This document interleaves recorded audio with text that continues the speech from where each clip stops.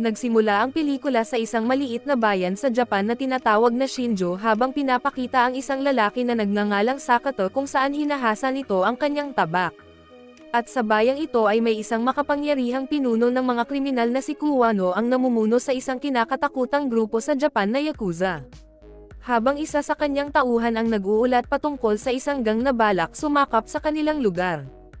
Kaya naman nainis si Kuwano sa kanyang tauhan at hiniwa ng boss ang mukha nito. Habang makikita naman si Sakata na palihim na inaatake ang mga tauhan ni Kuwano upang siya ay patayin.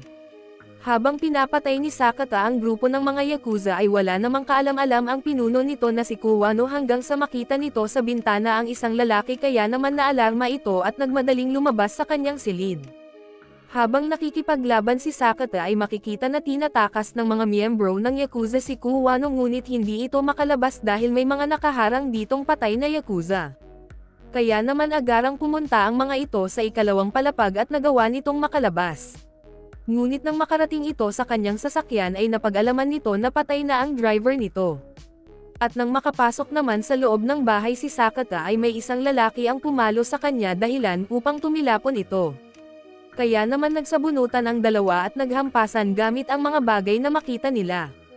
Hanggang sa nagawang maputol ni Sakata ang braso nito at iniwang nakahilatay sa sahig. At agaran na itong pumunta sa kwarto ni Kuwano habang dala nito ang bangkay ng kanyang tauhan upang gawing panangga sa pag-atake ni Kuwano. Hanggang sa tumakbo ito papalabas ngunit naabutan siya ni Sakata at agaran itong pinatay. At nang sinubukang barilin si Sakata ng isa sa mga tauhan ni Kuwano ay bigla naman itong binaril ng handler ni Sakata na si Fujita. At nang natapos na ang misyon ay binayaran ni Fujita si Sakata dahil napagtagumpayan nito ang kanyang trabaho at hiniling nito na huwag siyang magre-retiro bilang hitman. Ngunit tumanggi si Sakata dahil sa kagustuhan nitong magbagong buhay at lumagay sa simpleng pamumuhay kasama ang kanyang mag-iina. Kaya naman nagpaalam na ito sa kaibigan at sabay umalis habang may isang tao ang nakikinig sa kanilang pag-uusap. At nang makarating na si Sakata ay maligaya siyang sinalubong ng kanyang asawa na si Aoi at anak nitong si Ryo. At bago sila maghapunan ay naligo muna ito upang matanggal ang mga mantsa ng dugo sa kanyang katawan.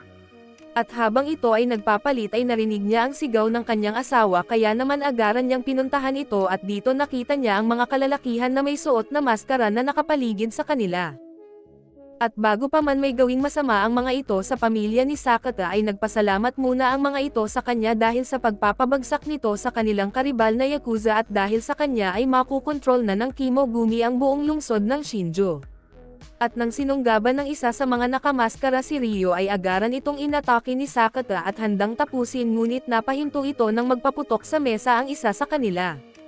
At dito na binugbog ng isa sa kanila si Sakata habang nakikiusap ito na wag saktan ang kanyang asawa at anak.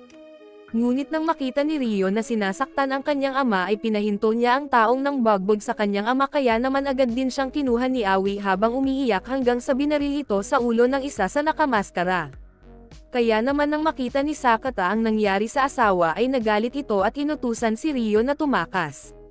Ngunit bago pa man ito makalabas ay binaril siya ng leader ng gang at ibinahagi nito kay Sakata ang isang kwento patungkol sa isang demonyo sa lungsod na pumapasok sa katawan ng tao tuwing 50 taon upang gumawa ng sunod-sunod na pagpatay.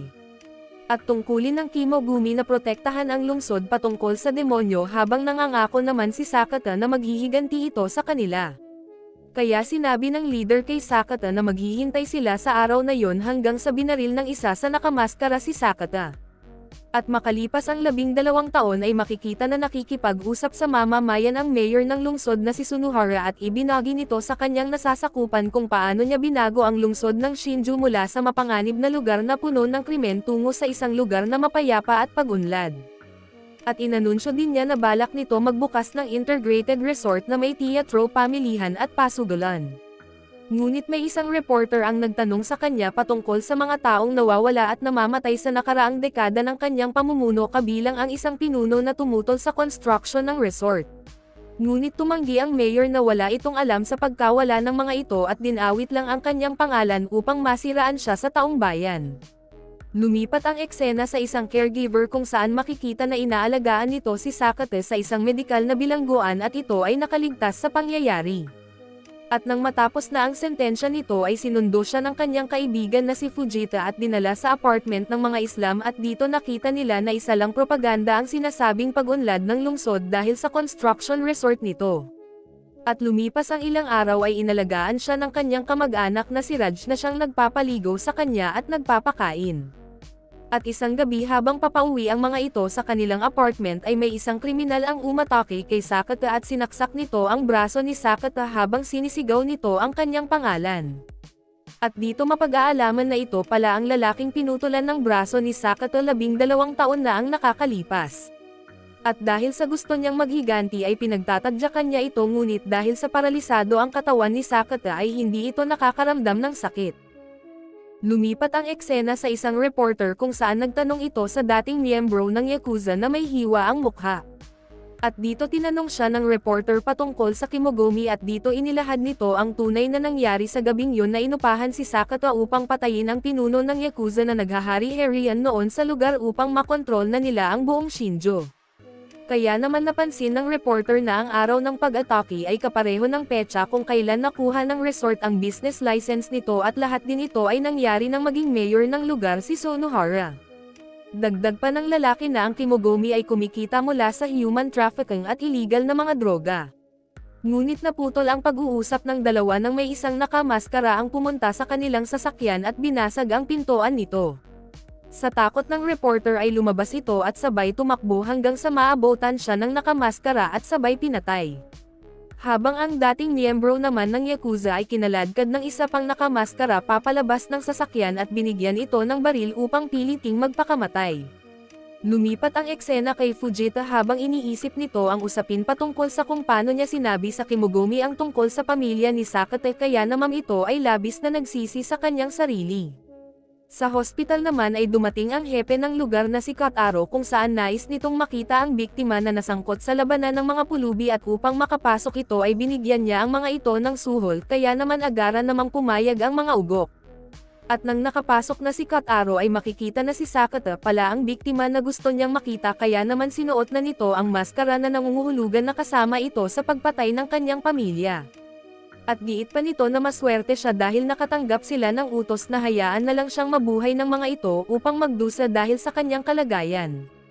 At nang inihahanda na ang laso na ilalagay kay Sakata ay nag-selfie muna ito ngunit nakita nito na unting-unting gumagalaw si Sakata at inatake siya nito. At dahil sa kalagayan ni Sakata ay nahirapan siyang patumbahin si Kotaro hanggang sa dumating ang dalawang opisyal kaya naman agad nitong hinubad ang maskara upang hindi mapaghinalaan na siya ay kabilang sa Kimogumi. Ngunit nang malingat ang mga ito ay bigla niyang isinuot ang maskara at binaril ang isang opisyal gamit ang isang unan upang takpan ang ingay. At hindi naman nagtaka ang isang opisyal dahil miyembro rin pala ito hanggang sa may isang doktor ang nakakita sa pangyayari kaya naman pati ito ay pinatay nila. Kaya naman biglang inatake ni Sakata si Kotaro at sinubukan naman ng isang opisyal na ipagtanggol ang kanyang amo na lalo pang nagpasiklab ng labanan sa pagitan ng tatlo. Hanggang sa maipit ang opisyal at dahil sa kalikutan ng dalawa ay napunta ang mga ito sa ilalim ng kama at naitulak nila ito dahilan upang malaglag ang opisyal sa naturang gusali, hanggang sa nagawa na rin ni Sakata na mapatay ang hepe na si Kotaro sa pamamagitan ng pagsakal sa kumot. At ilang saglit ay dumating si Raj at Fujita at laking gulat ng mga ito nang makita si Sakata na lumalabas sa hospital at nang kumain siya ng ilang pagkain ay unting-unting nanambalik ang lakas nito. At nanambalik ang kanyang memorya tungkol sa pagkamatay ng kanyang pamilya na lalo pang nagpaliyab sa kanyang paghihiganti.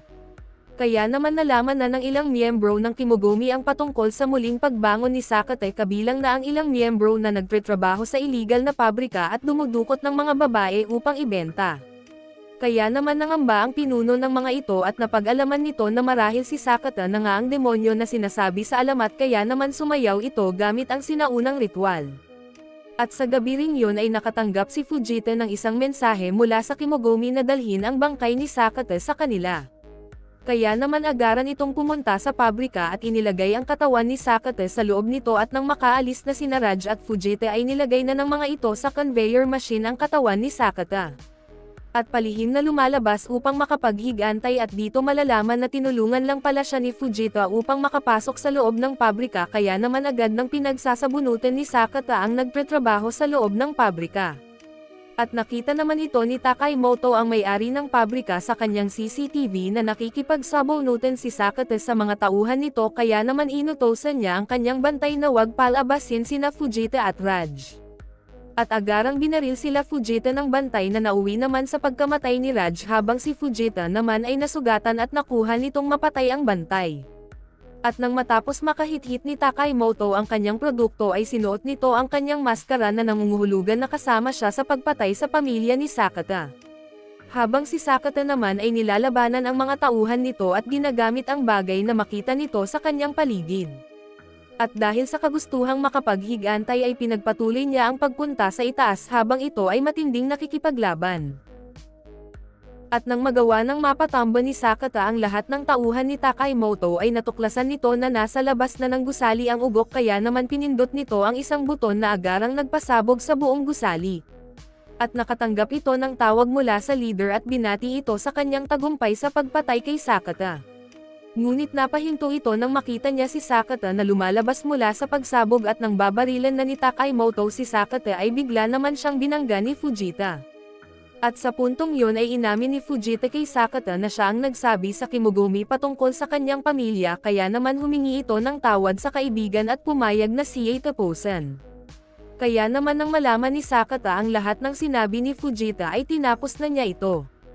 At pagkatapos ay isinabot ni Sakata si Takaymoto habang ginugulpi niya ito ng walang awa.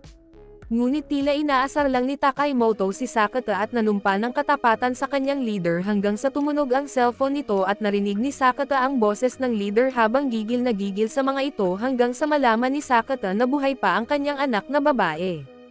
Hanggang sa makikita na ang leader pa lang ng Kimogumi ay ang mayor ng lungsod na si Sun Ohara at binigyan nito ng kondisyon si Sakata na kung gusto niyang makita ang kanyang anak ay dapat pakawalan nito si Takaymoto. Ngunit sa tindi ng galit ni Sakata sa mga ito ay pinatay niya pa rin si Takaymoto at sabay nang umalis.